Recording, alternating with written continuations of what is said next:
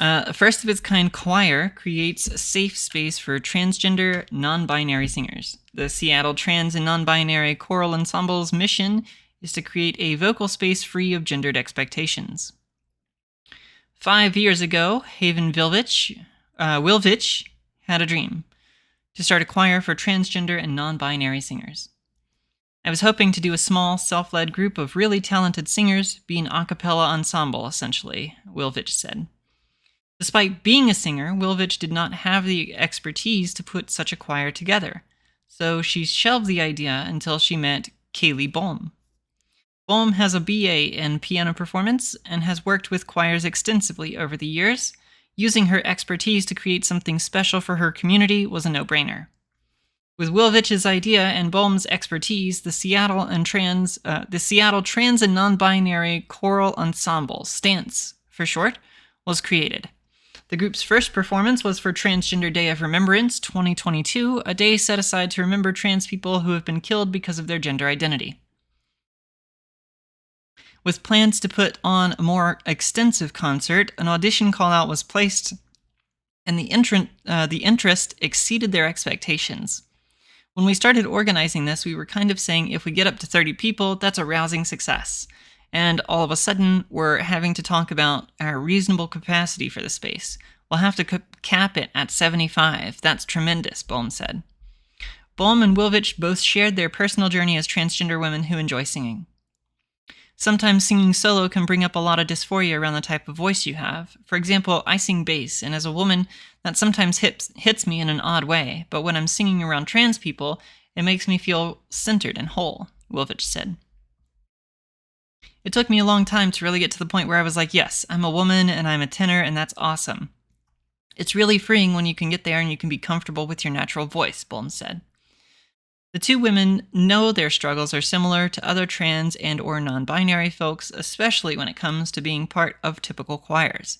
In those ensembles, members are almost always separated into men and women based on voice types. Being a trans person in a choir with almost exclusively cis people, you just never know.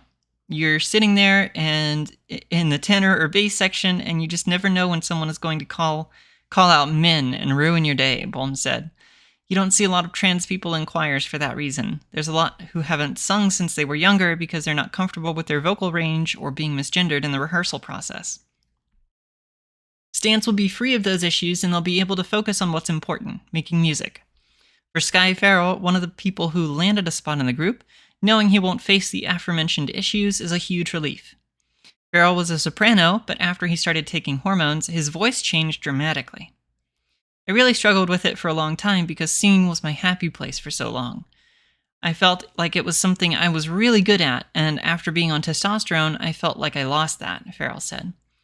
By the way, for anyone else watching, your voice goes down on testosterone, but it does not go up on estrogen. You have to voice train to bring your voice up to a better, higher pitch or whatever.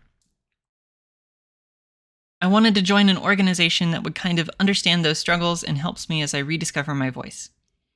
Bohm and Wilvich say they know there will be dozens of stories similar to Farrell's. They're happy to be able to create this space where people in their community can express themselves freely. I think centering trans joy is key to our survival. I don't think we can get very far if all we focus on is the pain, and the battles we have to face. We need a space where we can really, truly be ourselves and celebrate together, Wilvich said. As for what the audience can expect, Bohm has plans to create some fantastic music. People will come here and within 10 minutes, they won't be seeing a trans choir. They'll just be seeing a choir. They'll be enriched by the music, wrapped up by the music. That's my hope, Bohm said. To support and learn more about Stance, you can visit their website. They have upcoming performances planned for March and June. Those dates are below. It'll take place at Rainier Beach Presbyterian Church. I'll go ahead and link this website in the description as well.